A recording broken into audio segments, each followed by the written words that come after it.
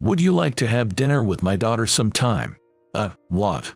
At a dinner with the client CEO, me, just an average Joe, was recommended to go on a blind date with the beautiful daughter of the CEO. Having dinner with such a beauty, with the daughter of a CEO. How could a plain guy like me, just a high school grad, be in an arranged date with such a beauty? Feeling like I've been hit by a truck, I went to the blind date. The CEO's daughter, who appeared in front of me, blushed and said, "Do you remember me? I've always wanted to meet you." Might this be what they call a twist of fate? There was a secret between her and me. My name is Ryan Miller. I grew up in a family that couldn't exactly be called wealthy. My parents and 5 siblings. I'm the eldest of 5, and the youngest sister is 10 years younger than me. 7 of us lived in a small rented house in the countryside. We ate big portions of bread and pasta every day, seldom getting to eat much meat or vegetables. Still, I think our parents loved all of us siblings equally and did their best to raise us. Even in our tight financial situation, they made sure I at least finished high school. It was my dad who convinced me to continue schooling instead of working right away. I had a hard time finding work with just a middle school education. In your times, it'll be even harder. Following my dad's wishes, I enrolled in a local public high school. Since the school didn't prohibit part-time jobs, I worked from high school onwards, contributing to the family's finances, even if it was a modest amount. Every payday, handing over the envelope with money, my mother's face, apologetic as she said thank you, is unforgettable. Apart from the money I gave to my family, I also saved a little for myself. But since I spent almost every day after school working, I hardly had any time to spend it. Mostly, I went out with my siblings, especially the youngest sister I was fond of, on my rare days off. This younger sister of mine, 10 years younger, is pretty spirited. Being the youngest, born after 4 brothers, she grew up fighting with them and now can out-talk any of them. When she was in the lower grades of elementary school, she'd get into fights with boys in her class and get called into school so often. With both parents working, I, as the eldest, had to go pick her up a lot. She was quite the tomboy, which worried me a bit. When I went to pick her up, my sister, with no sign of remorse, would goofily say, "Hey," and all I could do was sigh, "You really?" I should have scolded her, but I didn't because there was always a quiet girl by her side, often in tears. This girl, the complete opposite of my sister, was often bullied by boys, and my sister, strong-willed and just as strong in her sense of justice, would fight with those boys. It became a routine on our way home to bring this girl along with my sister. My sister, though feisty, was also quite affectionate, often asking me for piggyback rides. "Bro, you're so tall," she'd say. By the time I entered high school, I was over 6 feet tall, and she seemed to enjoy my height. Sometimes, to tease my jealous little sister, I would deliberately give piggyback rides to her friends. I decided to move to the city and start working immediately after graduating high school because my father passed away when I was a sophomore. Without any time to grieve, my mother took on more work. I also increased my part-time hours and contributed more to the household.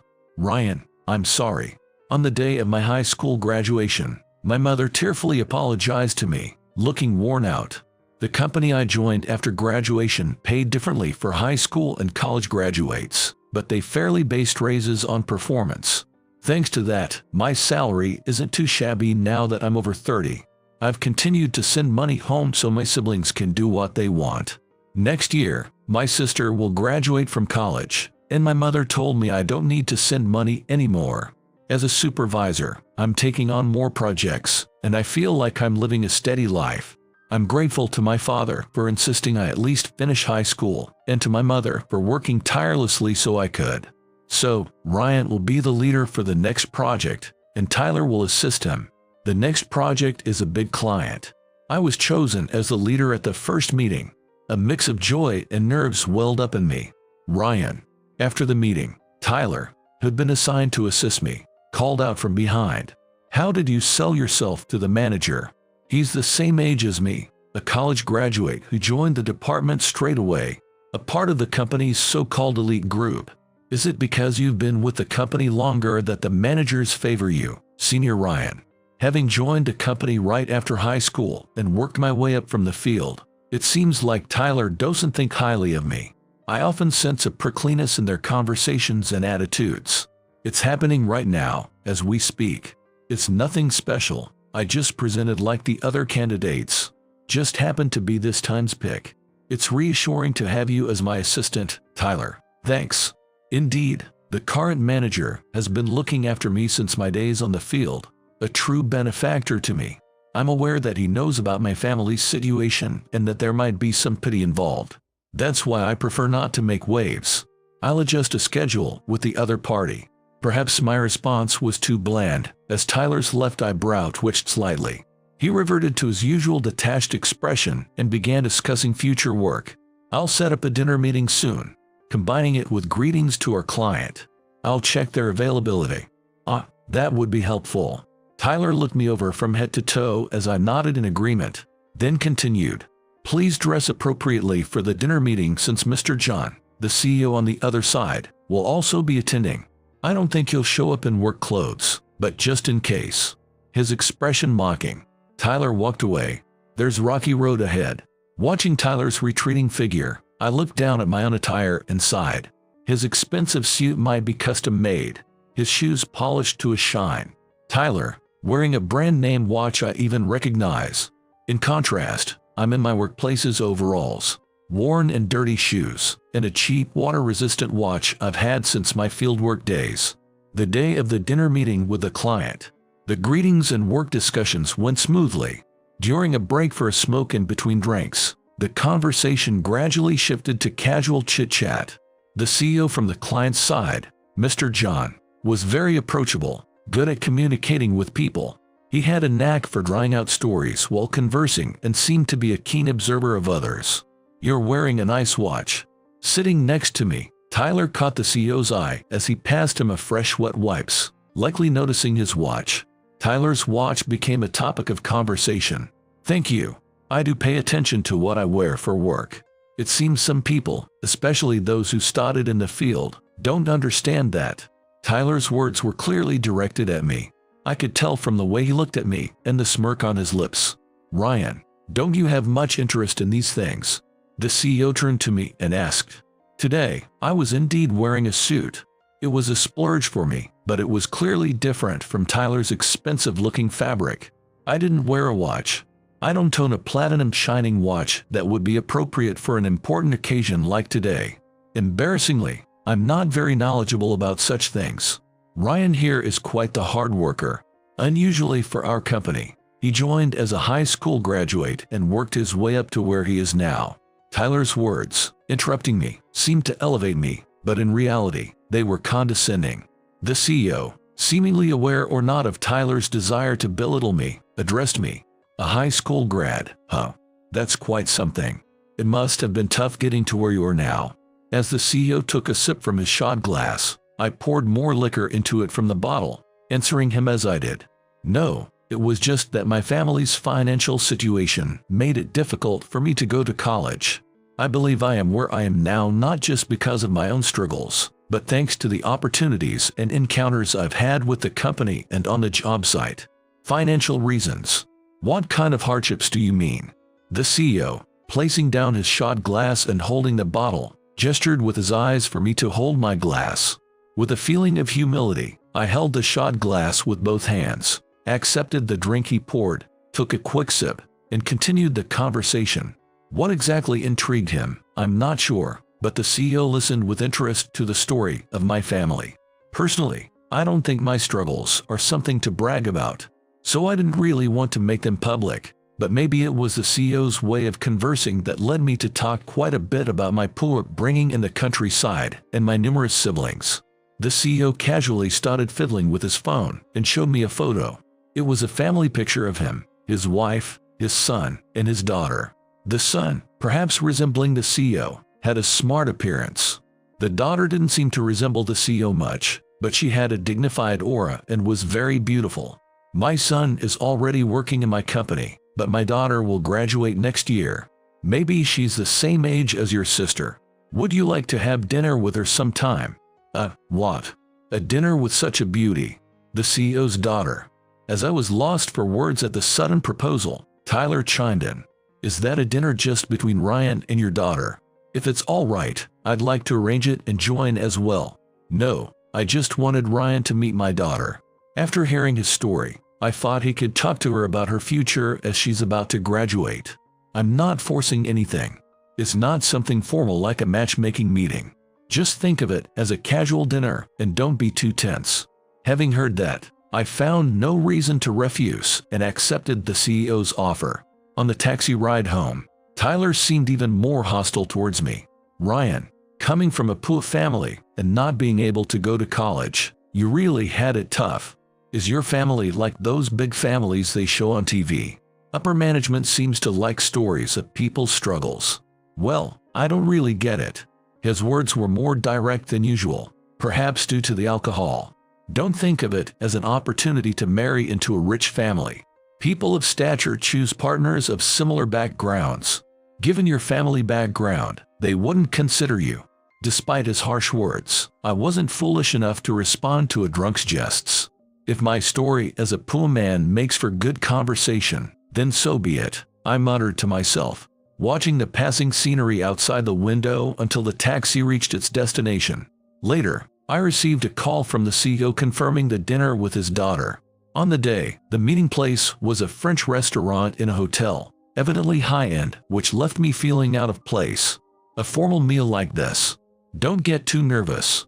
I took a seat directed by the waiter and opened my phone's home screen. 12:20 p.m. The reservation was for 12:30 p.m., so arriving 10 minutes early should be fine. I set my phone to silent, tucked it into my jacket, and let out a sigh. Feeling the discomfort of being out of place, my eyes darted around the room.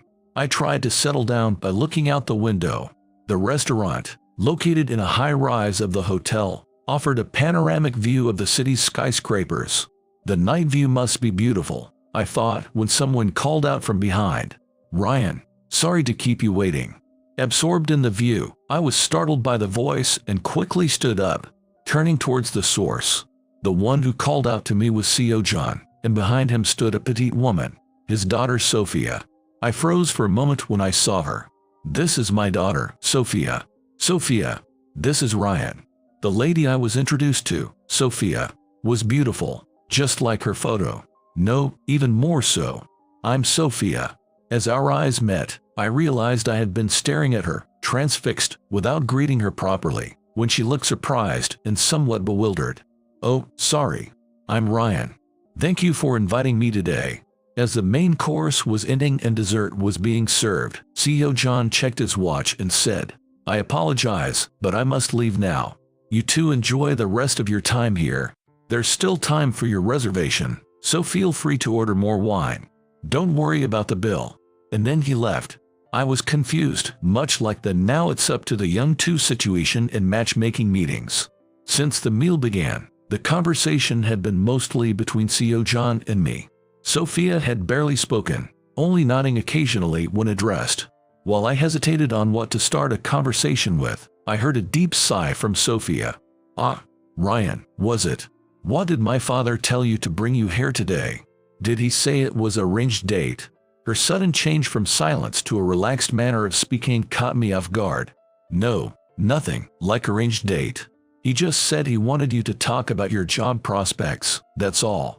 As I answered, albeit confusedly, her expression twisted into one of skepticism.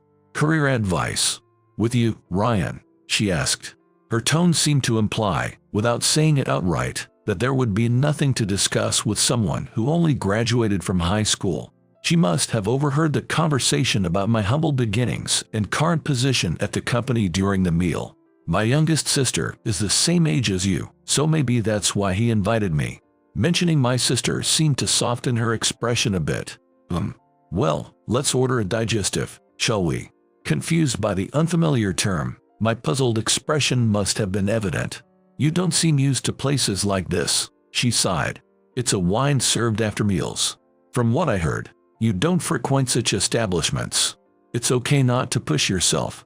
Her words seemed to imply that someone like me shouldn't be in such a place. Originally, this restaurant was chosen by the CEO's directive, so for me, it was beyond my control. Yes, I must admit, coming from a humble home, places like this are beyond my usual experiences. I'll need to choose more fitting places in the future. Although slightly irritated by being lectured by someone much younger, I remembered she was the daughter of a business client and responded professionally. However, my response didn't seem to please Sophia. A clear look of displeasure crossed her beautiful face. Ever since you were talking with my father, I've been thinking, are you using your poverty as a selling point? Or do you think my father and I are people who find such stories entertaining? The words that came from her were unexpected, and I was momentarily at a loss, unable to digest their meaning. Poor but proud, but using it to belittle oneself and as a topic of conversation is despicable. I felt like I'd been hit in the head with a blunt object. What does she know about my struggles? Anger filled my mind, and I barely managed to contain it. We hardly spoke after that and left the restaurant without ordering a digestive. Thank you for your time today. I apologize if I was unable to be of any help and instead made you uncomfortable, Sophia. While waiting for a taxi at the taxi stand, I spoke these words. Sophia, looking up at me, seemed like she wanted to say something more, but as I opened the taxi door, I gestured for her to get in, saying, "Please, go ahead." She got into the car as urged, and I thought I heard her whisper a faint "I'm sorry." Pretending not to notice, I stepped back from the door. Turning towards the closing door, I gave a forced smile and nodded my head. Man, I messed up. Once home, I was distraught. The farewell was obviously prickly. What am I going to do? She's the daughter of an important client. But what's with her attitude? Speaking so haughtily, saying things like being cool is just fine. Frustrated and hung up on her words, I pondered. What was that faint apology about? But more importantly, the business. If today's incident leads to the deal falling through, it would be an unbearable situation.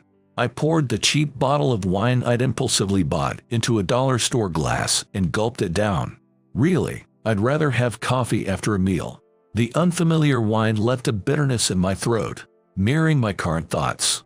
Monday, the start of a new week.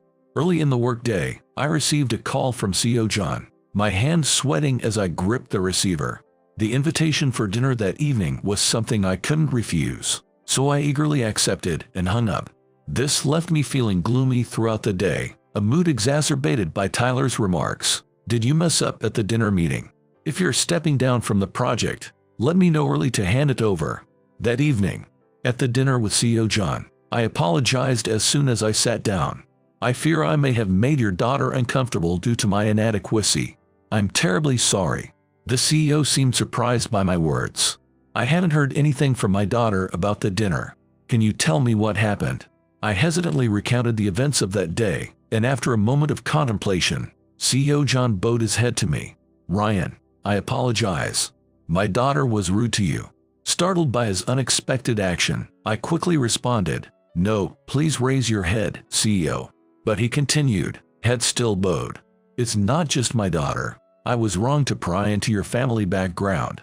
I never meant to pity your past struggles or find them amusing, but I might have inadvertently encouraged you to talk about it as a topic. I'm sorry. As I struggled to find a response, CEO John, lifting his head, began to share his own story. You see, Sophia is my stepdaughter. My first wife passed away shortly after our son was born. I remarried Sophia's mother when Sophia was in elementary school. Their life before the remarriage was apparently not affluent. After her mother remarried the CEO, their life changed dramatically, and they lived without want. However, it seems that the relationship between the CEO and Sophia is still not quite comfortable enough to call it family, and the CEO is hesitant to get too involved. I care for her as my own daughter, but she's been distancing herself more since talk of her job prospects began. She doesn't talk much with her brother either. Recently, she seems withdrawn, and her mother is worried. I was hoping she'd find someone to confide in, and then we met you. You're straightforward and kind. Could you be an advisor for her?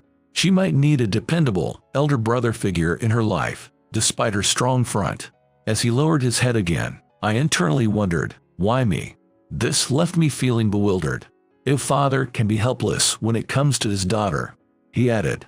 Seeing CEO John's timid smile, I replied, I understand. I'm not sure how much I can help, but I'll try to be supportive." It was the only answer I could give. After that, CEO John arranged another dinner meeting between Sophia and me. I was worried she might refuse to meet me again, but surprisingly, she agreed quite readily. For the meeting, I chose a restaurant and we agreed to meet under the clock tower at the nearest station. When I arrived right on time, Sophia was already there. The clock tower, a common meeting point, was bustling with people, but Sophia stood out, and I spotted her immediately. Perhaps because I had told her in advance we were going to a casual Italian restaurant, her attire was more relaxed than before. Still beautiful, I thought. Even in casual wear, she exuded an air of elegance that captivated me. As she checked her watch and glanced around, her gaze suddenly met mine. As I had been watching her, her face briefly lit up, then quickly turned displeased, and I hurried over to her. "Sorry to keep you waiting. Making someone wait when you're the one who called is just unacceptable." Since I arrived right on time, I'd hoped to be spared the scolding, but I genuinely feel sorry for making her wait. "I'm really sorry, and thank you for coming today." Sophia, scrutinizing my attire from head to toe, commented, "Could you pay a little more attention to your dress next time?" Like her, I had also chosen a more casual look for the day. Not being much interested in fashion, I might not have looked very stylish. Sophia's outfit, even to my fashion-ignorant eyes, appeared chic, likely from some brand I was unfamiliar with. "Sorry for looking shabby next to you," I apologized. "It must be embarrassing to walk with someone dressed like a poor old man." In response to my apology, she looked surprised at first and then said firmly, "No, that's not it. No, that's not it.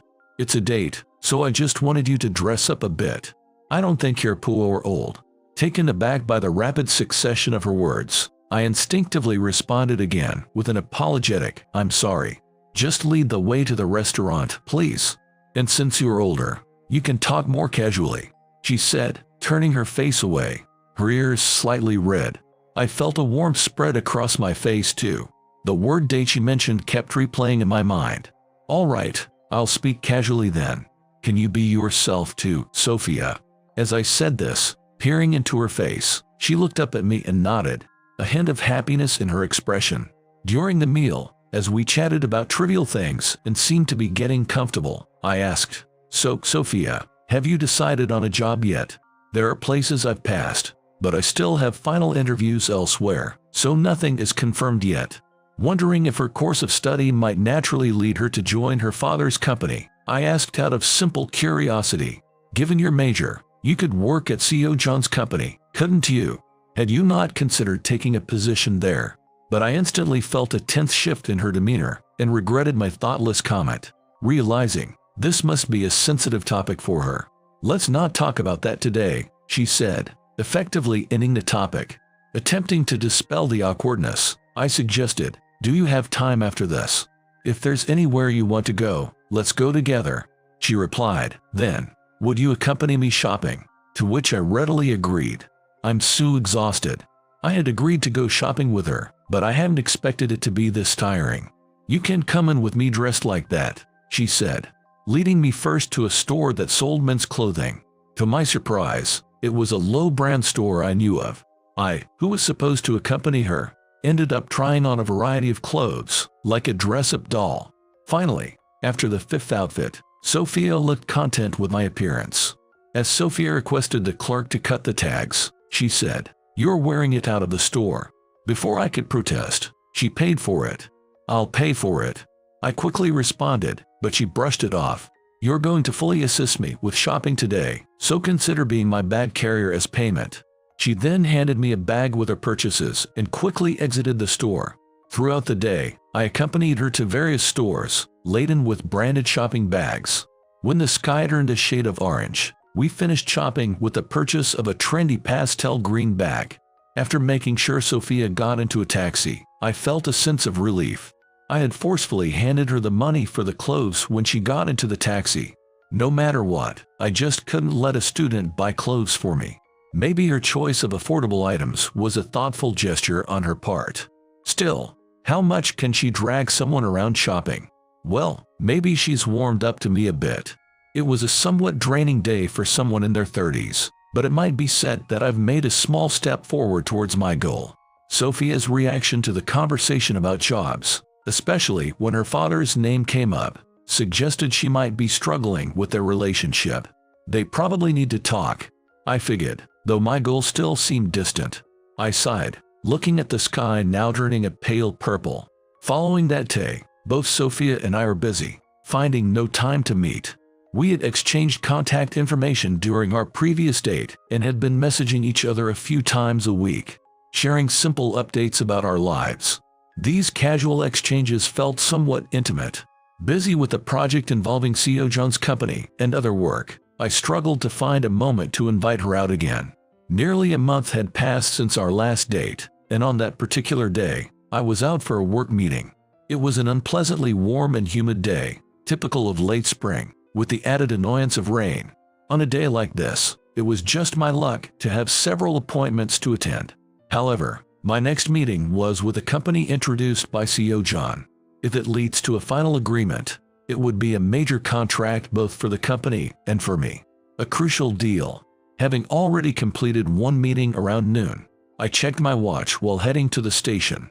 It was 12:50 p.m. The next appointment, originally scheduled for 1 o'clock, had been moved to 2 o'clock, giving me a little extra time. I hadn't had lunch yet, so I thought of grabbing a quick bite while going over my documents. That's when I noticed a young girl standing nearby, and a frown formed on my face, thinking about the deteriorating public safety. Then, a commotion caught my eye, a man and a woman arguing not far from me. The two people arguing a short distance away from me were under umbrellas, so I couldn't see their faces. I'm telling you, it's not like that. Please, let go. The familiar voice made me do a double take, and when I saw the color of the woman's bag, my feet were already moving towards them. I'm saying I'll pay, all right. How much? 2, 3.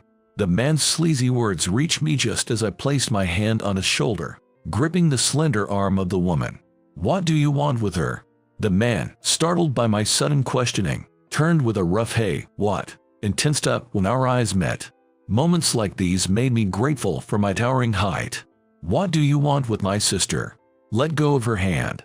Looking down at the man with an intimidating stare, he spat out, "Are you really serious?" and roughly released the woman's arm he was gripping. The woman stumbled backward with a short yelp. I quickly grabbed her shoulder, pulling her towards me. "Are you okay, Sophia?" In a reflex, I held her and pulled her under my umbrella. Stepping back to give her some space, I picked up her fallen umbrella and handed it to her. "I'm all right." Clutching her pastel green bag tightly, Sophia seemed to be trembling slightly. "What are you doing here?" I was aware that my voice came out lower than usual. I couldn't help feeling indignant that she was in such a place, and my questioning became almost accusatory. "Do you realize what kind of place this is? Does Seo-John know you're here?" This area had recently been criticized as a spot where young women gather to be picked up by men. Mentioning her father's name, Sophia glared at me. "Why do you bring up my father? It's none of his business where I am or what I'm doing, right? Are you worried I'll tarnish his company's reputation? It's fine, isn't it? He doesn't want me involved in his company anyway. He has his capable son, right? If something happened, he'd just disown me since I'm not his real daughter." Her words came out in a frantic flurry. "Maybe I could make money this way too." To her self-deprecating remark, I raised my voice. "Enough. Don't you know how much Seo-John worries about you? Not his real daughter.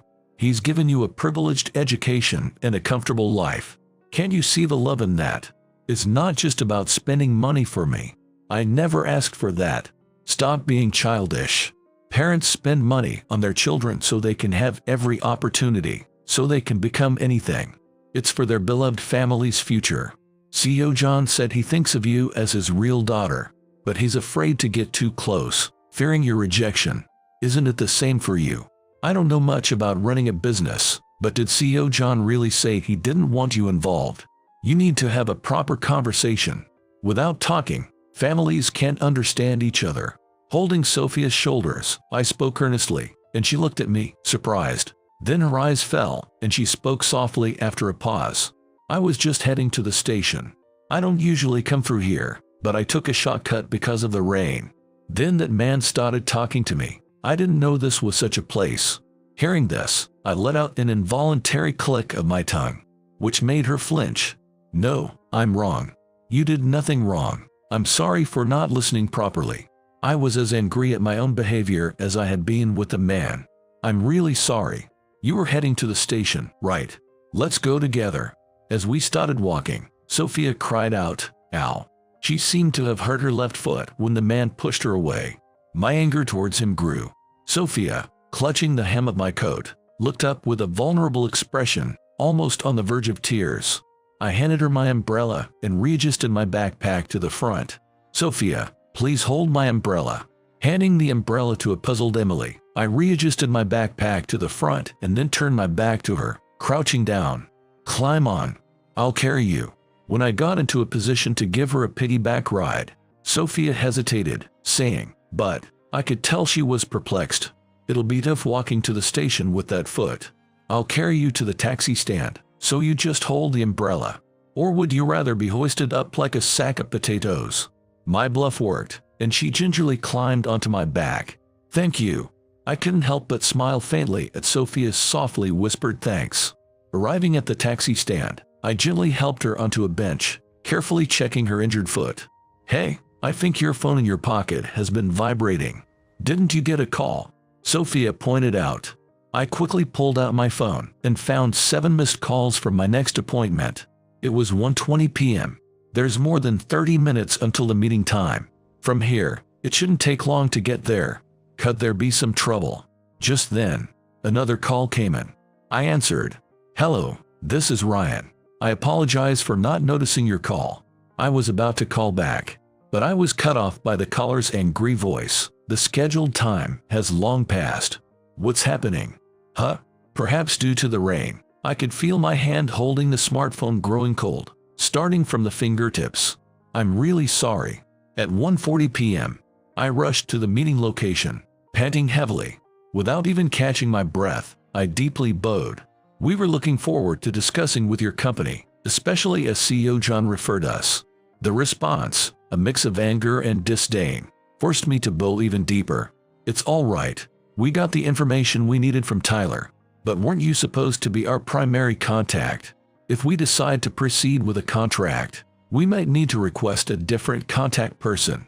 I raised my head, locking eyes with Tyler. He had agreed to communicate the time change for this meeting. Our shared schedule chat for the project, led by me as the leader and him as the assistant, definitely had a note about the change to 2 o'clock. But now, looking into Tyler's eyes as our gazes met, I clenched my fist tightly, thinking, I've been played. Back at the office, I confronted Tyler in the meeting room. "What's going on? Wasn't the time changed?"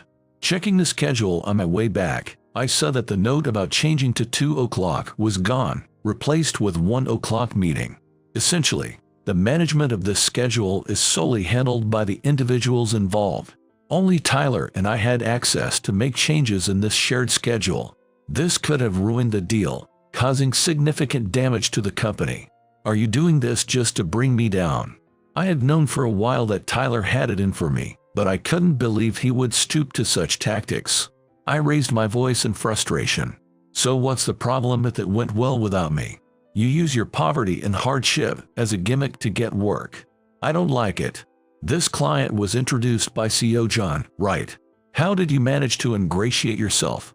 I really admire your poverty mentality. But with this blunder, whatever you built by selling your poverty story is going to disappear. Best case, you'll be demoted. Worst case, back to the field, huh?" Tyler's scornful words and mocking gaze left me completely stunned. How could someone harbor such intense animosity towards another person? I was left speechless by his attitude. Nonchalantly tapping my shoulder, Tyler threw a final sarcastic comment my way before leaving. "Well, tough day for you, huh?" A few days later, I was called into the CEO's office. Even though I had managed to get through my work over the past few days, I couldn't shake off my anxiety. Half expecting the worst, I thought, even if I have to go back to field work, it's okay. I can still support my family with the salary from there. Contrary to my thoughts, the CEO told me with a smile, "Ryan, you did well. The client introduced by CEO John has finalized the contract with us. They have specifically requested you to continue as their contact. We look forward to your continued cooperation." I was taken aback by this unexpected news and could only bow in gratitude to the CEO. I always make it a point to stay in regular contact with all clients, even before finalizing contracts. And this approach remained the same even with a client introduced by CEO John. No matter how certain or advantageous the contract seemed, I never changed this approach.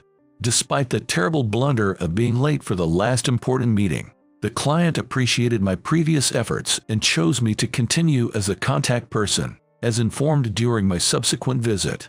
I also learned that CEO John had put in a good word for me. I contacted CEO John that same day to express my gratitude.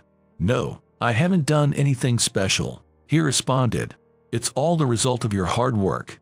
I should be the one thanking you. Sophia told me you helped her." He was referring to the incident on that rainy day.